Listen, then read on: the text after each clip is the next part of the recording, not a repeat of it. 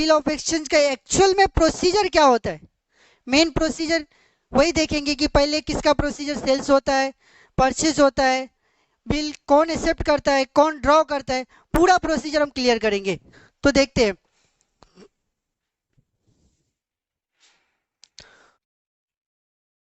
देखो, मान लो कि ड्रॉवर बिल को ड्रॉ किया, ड्रॉ बिल, ड्रॉवर ने क्या किया, बिल ड्रॉ किया, और बिल ड्रॉ करने के बाद बिल को क्या करेगा, ड्रॉई के पास भेज देते हैं। अभी बिल ड्रॉवर ड्रॉ करेगा तो ड्रॉई के पास किस लिए भेजेगा, उसको एक्सेप्ट करने के लिए।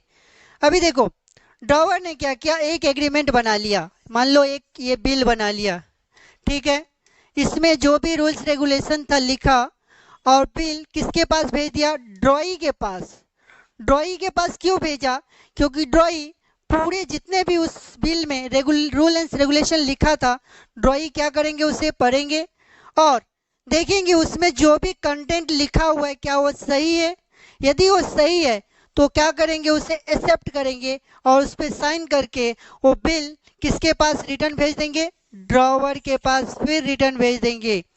तो ड्रॉवर ने क्या किया, बिल ड्रॉई के पास भेजा, ड्रॉई ने उसे क्या किया, एक्सेप्ट किया, ड्रॉई एक्सेप्ट किया, और ड्रॉई बिल एक्सेप्ट करने के बाद उस पर सिग्नेचर करने के बाद बिल रिटर्न किसके पास भेज दिया, ड्रॉवर के पास। तो अभी बिल किसके पास है, ड्रॉवर के पास, ठीक है।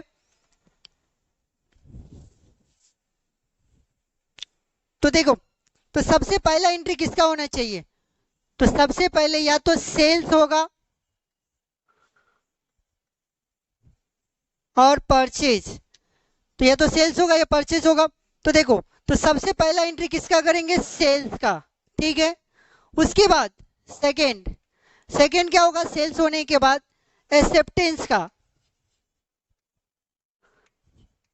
एक्सेप्टेंस का क्यों, क्योंकि सेल्स परचेज होने के बाद बिल बनेगा, और बिल बनने के बाद ड्रॉवर बिल किसके पास भेजते हैं, ड्रॉई के पास, तो इसीलिए सेकंड एंट्री क्या होगा, एक्सेप्टेंस का। तो एक्सेप्टेंस होने के बाद बिल किसके पास होगा, जब बिल एक्सेप्ट हो गया तो बिल किसके पास आता है, रिटर्न ड्रॉवर के पास, तो बिल ड्रॉवर के पास रहता है। अभी ड्रॉवर के पास बिल है तो ड्रॉवर क्या करेंगे, ड्रॉवर को पैसे की यदि जरूरत हो जाते हैं तो ड्रॉवर वो बिल को क्या करते हैं, किसी के पास भी, किसी बैंक के पास जाते हैं और बैंक को क्या बोलते हैं कि आप ये बिल रख लो, और ये बिल का पेमेंट आपको 2 महीने या 3 महीने के बाद, आपका जब भी ड्यू डेट आएगा तो आप जिस पार्टी के पास, मतलब ड्रॉई के पास जाके आप उससे बिल का पैसा कलेक्ट कर लेना। तो ड्रॉवर ने क्या किया, बिल किसी पार्टी के पास, मतलब बैंक के पास गया। बैंक के पास किस लिए गया, क्योंकि उसे पैसे की जरूरत है, इसीलिए वो क्या करेगा, बैंक से डिस्काउंटिंग करा लेगा।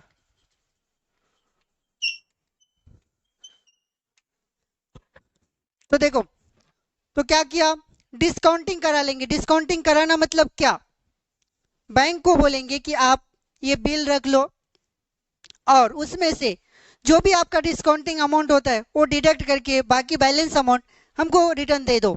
तो वहां पे क्या करते, उसी टाइम पे ड्रॉवर क्या करते, बिल बैंक को देते और बैंक से डिस्काउंटिंग करा लेते, ठीक है। ये एक ऑप्शन हो गया ड्रॉवर का कि वो या तो डिस्काउंटिंग करा ले, और सेकेंड ऑप्शन उसके पास है या तो डिस्काउंटिंग ना करे, या तो ड्रॉवर किसी का पेमेंट रखा हुआ है, ठीक है।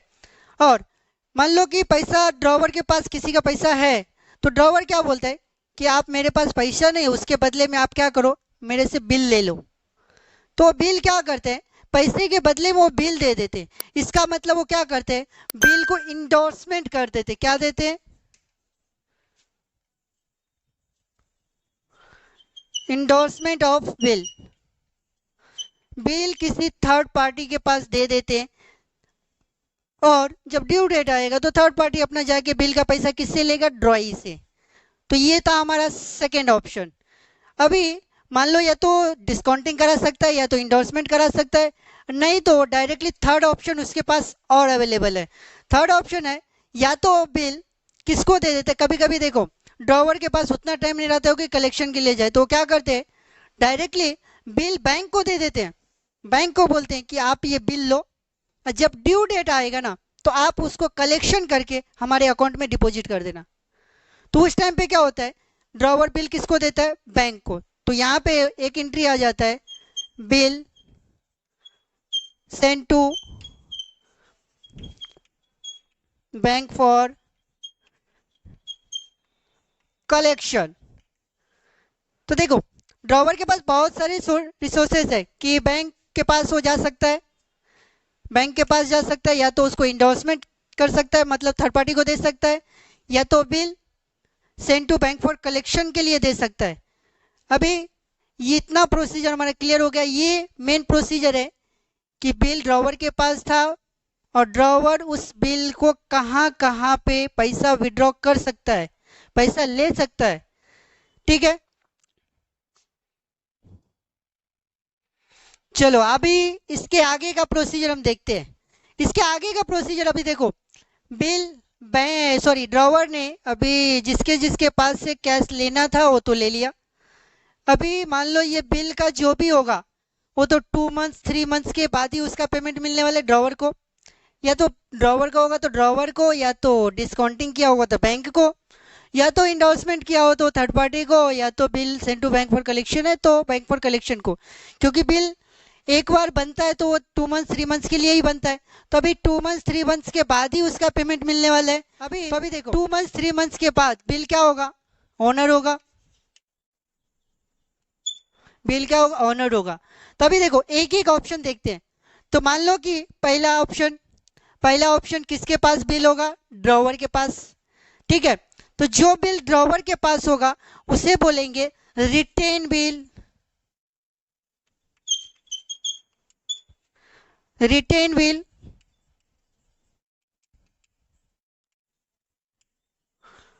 रिटेन बिल ऑनर, मतलब जो बिल ड्रॉवर के पास होगा यदि वो बिल ऑनर होता है तो फर्स्ट एंट्री किसका होगा, रिटेन बिल ऑनर का।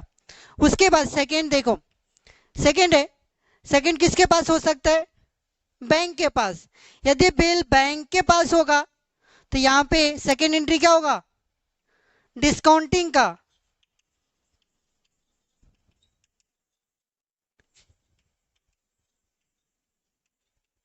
तो देखो बिल किसके पास है, बैंक के पास, लेकिन ड्रॉवर क्या उसका एंट्री पास करेगा, नहीं करेगा। क्यों, क्योंकि बिल बैंक के पास है, जो कि ड्रॉवर का बिल हम जब भी एंट्री करेंगे तो यहाँ पे हम दो ही का करेंगे, एक ड्रॉवर का और दूसरा ड्रॉई का।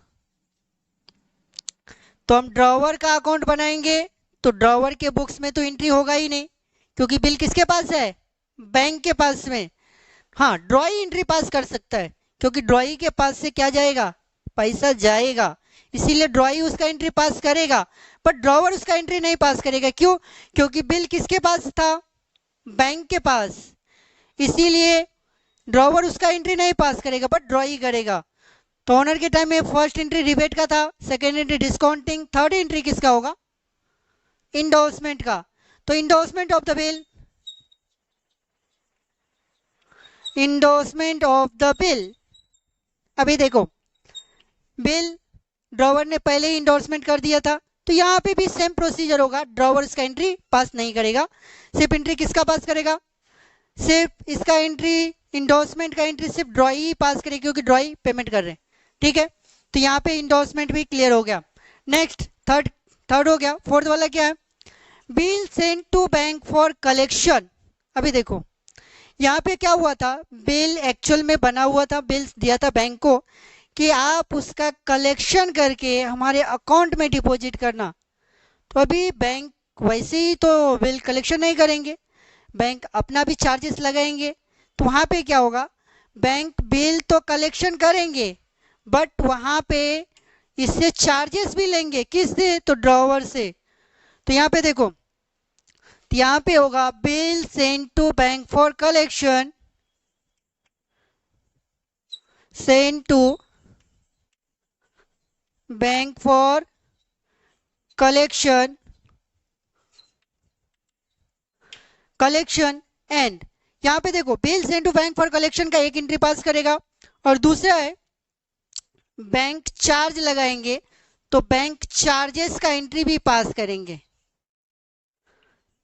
ठीक है, तो यहाँ पे 2 एंट्री हो जाएगा, bills into bank for collection honour का, sorry bills into bank for collection honour हुआ और बैंक चार्जेस का। तो जब भी बिल ऑनर होगा तो उसका ये एंट्री होगा। फर्स्ट रिटेन बिल ऑनर होगा तो ये पेमेंट किसको जाएगा, ड्रॉवर को, तो यहाँ पे एक एंट्री आएगा। बिल डिस्काउंटिंग बिल जब भी ऑनर होगा तो उसका एंट्री ड्रॉवर नहीं पास करेंगे और ड्रॉई उसका एंट्री पास करेंगे। थर्ड है इंडोर्समेंट ऑफ द बिल, तो यहाँ पे बिल इंडोर्समेंट हुआ था तो ड्रॉवर इसका एंट्री पास नहीं करेगा और ड्रॉई उसका एंट्री पास करेंगे। फोर्थ है bill send to bank for collection, तो यहाँ पे ड्रॉवर उसका एंट्री पास करेगा। क्यों, क्योंकि बैंक ने उसका कलेक्शन करके किसके अकाउंट में डिपॉजिट करेंगे, ड्रॉवर के बुक्स में, इसीलिए वहाँ पे bill send to bank for collection का एंट्री होगा। और बैंक ने अपना चार्जेस लगाया इसीलिए बैंक चार्जेस का भी एंट्री होगा। तो ये था हमारा ओनर का, जो भी बिल ऑनर हुआ उसका एंट्री। नेक्स्ट होता है कि मान लो कि बिल यदि ऑनर नहीं हुआ, ये तो हमारा था कि बिल ऑनर हो गया, यदि बिल डिसऑनर हुआ तो डिसऑनर मतलब क्या, जब भी ड्रॉवर को बिल का पेमेंट नहीं दिया तो बिल क्या हो जाएगा, डिसऑनर। तो उस टाइम पे हमारा क्या प्रोसीजर होगा और क्या एंट्री होगा वो देखते हैं। हमने ऑनर का किया, अभी डिसऑनर का एंट्री देखते हैं।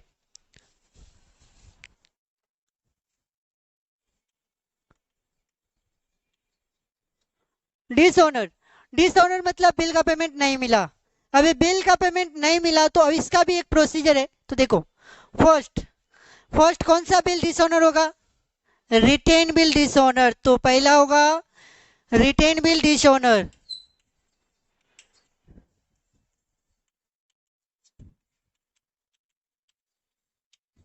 अभी रिटेन बिल डिसऑनर मतलब जो बिल ड्रॉवर के पास था वो बिल क्या हो गया, डिसऑनर हो गया। इसका मतलब ड्रॉई ने पेमेंट नहीं किया।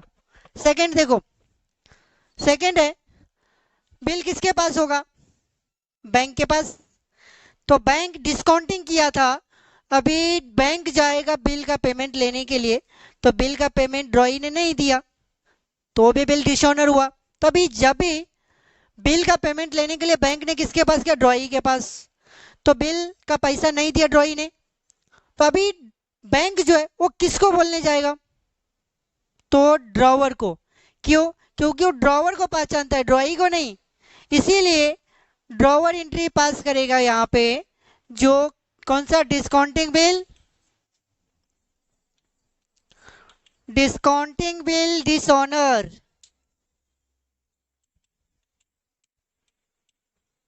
डिस्काउंटिंग बिल डिसऑनर, ठीक है। उसके बाद थर्ड आता है, थर्ड किसका, बिल किसके पास है, इंडोर्समेंट। मान लो बिल इंडोर्समेंट किया था तो यहाँ पे क्या होगा, बिल तो थर्ड पार्टी को दिया है तो वहाँ पे भी वही होगा, जो इंडोर्स ही जाएगा पेमेंट लेने के लिए ड्रॉई के पास, बट वहाँ पे ड्रॉई तो उसका पेमेंट नहीं करेंगे तो उस टाइम पे बिल डिसऑनर होगा। तो जब भी बिल डिसऑनर होगा तो वहाँ पे इंडोर्सी क्या करेंगे, इंडोर्सी किसके पास जाएंगे, रिटर्न जाएंगे ड्रॉवर के पास और ड्रॉवर एंट्री पास करेंगे वहाँ पे, इंडोर्समेंट बिल डिसऑनर। ठीक है, उसके बाद fourth entry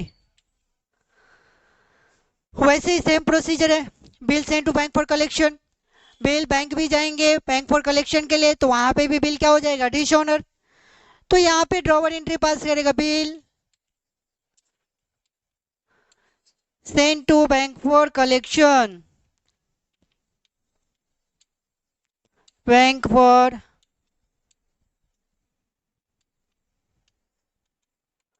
collection dishonour. Okay, तो ये हमारा 4 एंट्री है डिसऑनर का। तो यहाँ पे देखो पहले हमने क्या किया, बिल का पूरा प्रोसीजर किया कि कहाँ कहाँ पे ड्रॉवर बिल को दे सकता है। उसके बाद हमने बिल को क्या किया, ऑनर किया। उसके बाद बिल क्या होगा, डिसऑनर। उसके बाद देखो डिसऑनर होने के बाद कभी कभी ऐसा भी होता है कि डिसऑनर होने पे ड्रॉई क्या करते हैं, रिक्वेस्ट करते हैं ड्रॉवर से कि आप क्या करो, जो हमारा बिल है उसका कुछ टाइम पीरियड आगे बढ़ा दो। मतलब क्या, जब भी बिल ड्यू डेट पे पेमेंट नहीं हुआ तो ड्रॉई क्या करते हैं, रिक्वेस्ट करते हैं। किससे, तो ड्रॉवर से। क्या रिक्वेस्ट करते हैं कि आप हमारे बिल जो मान लो 3 मंथ्स के लिए बना है उसे बढ़ा के हमको कितना 5 मंथ्स के लिए कर दो। ठीक है, तो वहां पे क्या होगा, तो वहां पे देखा जाएगा कि बिल किसके पास है। ठीक है, तो जब भी बिल वहां पे न्यू बिल बनाने के लिए रिक्वेस्ट करेंगे, क्योंकि जब भी ड्रॉई रिक्वेस्ट करेंगे टाइम पीरियड बढ़ाने के लिए तो क्या करना पड़ेगा, ओल्ड बिल को कैंसिल करना पड़ेगा। अब ये ओल्ड बिल का कैंसिल कैसे करोगे, तो ये देखेंगे कि बिल किसके पास है। क्या ड्रॉवर के पास है, या तो बैंक के पास है, या तो इंडोर्समेंट है, या तो bill send to bank for collection. किसके पास है, जिसके पास भी होगा वो बिल को क्या करेंगे, कैंसिल करेंगे। तो सबसे पहले पहला एंट्री क्या होगा, तो सबसे पहले यहां पे लिख लेते हैं renew the bill, renew the bill. तो सबसे पहला क्या होगा, ओल्ड बिल कैंसिल। क्योंकि देखो, जब तक पुराने बिल को हम कैंसिल नहीं करेंगे तब तक न्यू बिल नहीं बना सकते, इसीलिए ओल्ड बिल को क्या करना पड़ेगा, कैंसिल करना पड़ेगा। तो सबसे पहला एंट्री क्या होगा, old bill cancel. Second second क्या होगा, अभी न्यू बिल यदि बनाने जाएंगे तो वहां पे वैसे भी ड्रॉवर 2 मंथ से उसको 3 मंथ्स नहीं कर देंगे। 2 मंथ से क्या, ऐसे 2 मंथ से 3 मंथ्स कर देंगे। वो क्या करेंगे, उससे एक इंटरेस्ट चार्ज करेंगे। ठीक है, तो जब भी ड्रॉवर इंटरेस्ट चार्ज करेंगे तो यहाँ पे एक एंट्री हो जाएगा इंटरेस्ट का। यहाँ पे एक इंटरेस्ट का रिन्यू जब भी करेंगे तो पहला ओल्ड बिल कैंसिल, सेकंड किसका होगा, इंटरेस्ट इंटरेस्ट का। तो सेकंड एंट्री इंटरेस्ट चार्ज का एंट्री होगा। ठीक है, उसके बाद थर्ड क्या होगा, न्यू बिल। अभी उसके बाद न्यू बिल का एंट्री पास कर देंगे। ओके, तो रिन्यू जब भी होगा बिल तो पहला ओल्ड बिल कैंसिल, उसके बाद इंटरेस्ट चार्ज, और थर्ड क्या होगा, न्यू बिल। ठीक है, तो ये हमारा था रिन्यू ऑफ द बिल। अभी देखो रिन्यू किया तो ठीक है, नहीं तो नेक्स्ट प्रोसीजर क्या हो सकता है, डिसऑनर हुआ है। रिन्यू यदि नहीं किया, डिसऑनर किया, तो देखो चार्जेस का। उसके बाद तो नोटिंग चार्जेस क्या होता है, तो देखो बिल डिसऑनर हुआ। ठीक है, डिसऑनर के बाद आप बोलोगे ड्रॉई का कि उसका पेमेंट कर दो। ड्रॉई क्या किया, उसका पेमेंट नहीं करना चाहता है, तो हम क्या करेंगे, डायरेक्टली उसको कंप्लेन करेंगे। वहां पे हम क्या करेंगे, किसी एडवोकेट या वकील को हायर करेंगे। अभी उसको करेंगे तो वहां पे भी हमको चार्जेस लगेगा। तो ठीक है, तो वहां पे जो भी चार्जेस लगेगा तो उसी चार्जेस को हम क्या बोलते हैं, नोटिंग चार्जेस। ठीक है, तो नोटिंग चार्जेस समझ में आया। रिटेन बिल डिसऑनर हुआ है,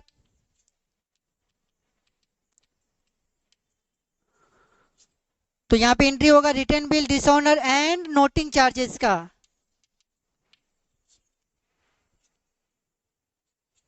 ठीक है, सेकेंड डिस्काउंटिंग बिल डिसऑनर होगा तो discounting bill, discounting bill dishonour, discounting bill dishonour and noting charges. तो उसके बाद क्या होगा, discounting bill dishonour and noting charges. आगे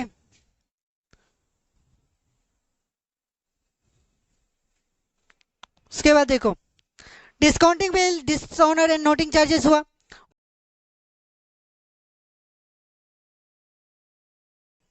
ठीक है, तो ये endorsement bill dishonour and noting charges. Fourth क्या होगा, फोर्थ क्या होगा, bill send to bank for collection dishonour. तो bill send to bank for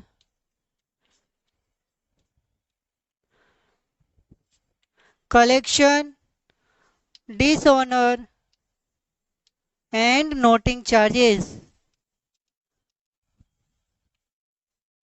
ठीक है, तो हमने क्या क्या किया। सबसे पहले मेन हमारे जो याद रखना है वो सेल्स का, एक्सेप्टेंस का, डिस्काउंटिंग का और इंडोर्समेंट बिफोर ड्यू डेट।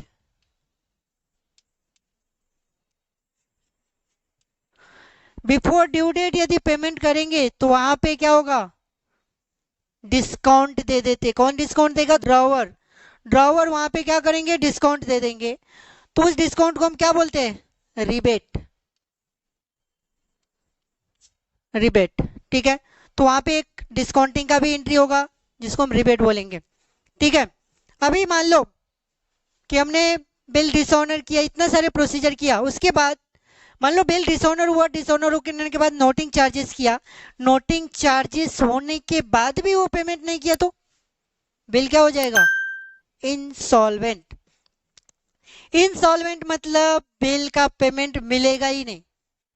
अभी देखो इंसॉल्वेंट, तो देखो कभी कभी क्या होता है, इंसॉल्वेंट जब भी होता है या तो ड्रॉई पूरा का पूरा पेमेंट नहीं करेंगे या तो पार्टली पेमेंट कर देंगे। तो यहाँ पे हमारा एंट्री भी वैसे ही होगा। यदि वो फुल्ली इंसॉल्वेंट हुआ तो सबसे पहले देखो, जब भी इंसॉल्वेंट होता है तो ओल्ड बिल को क्या करना पड़ेगा, कैंसिल। उसके बाद देखेंगे कि वहां पे फुल्ली बैड डेब्ट्स हुआ है या पार्टली बैड डेब्ट्स हुआ है। यदि फुल्ली बैड डेब्ट्स हुआ है, फुल्ली बैड डेब्ट्स हुआ है तो देखो, तो यहाँ पे यदि फुल्ली बैड डेब्ट्स हुआ तो यहाँ पे फुल्ली बैड डेब्ट्स का एंट्री पास कर देंगे, क्योंकि वहां यदि कस्टमर पूरा का पूरा अमाउंट नहीं दिया तो फुल्ली क्या हो गया, बैड डेब्ट्स हो गया, पूरा का पूरा क्या हो जाएगा, लॉस हो जाएगा। हाँ, और यदि वहां पे वो पार्टली पेमेंट करता है, उसमें से मान लो यदि पार्टली पेमेंट करता है तो वहां पे पार्टली बैड डेब्ट्स का और पार्टली हम वहां पे क्या करेंगे, अमाउंट भी रिसीव करेंगे, अमाउंट रिसीव। मतलब वहां पे मान लो फुल्ली बैड डेब्ट्स किया तो फुल्ली बैड डेब्ट्स का एंट्री पास करेंगे, या तो पार्टली हुआ वहां पे, यदि पार्टली बैड डेब्ट्स हुआ तो पार्टली हम अमाउंट भी रिसीव करेंगे और वहां पे पार्टली हमारा क्या हो जाएगा, पार्टली लॉस भी हो जाएगा। तो ठीक है, ये हमारा जितने भी हमने प्रोसीजर किया स्टार्टिंग से लास्ट तक, तो ये हमारा क्या था, पूरा स्टेप था कि कौन कौन से स्टेप का बिल ऑफ एक्सचेंज में एंट्री हम पास कर सकते हैं। तो ये हमने पूरा प्रोसीजर यहाँ पे कंप्लीट किया। अभी नेक्स्ट वीडियो में हम देखेंगे कि एक्चुअल में जितने भी ये प्रोसीजर है उसका एंट्री कैसे करते हैं। तो पूरा एंट्री हम नेक्स्ट वीडियो में देखेंगे।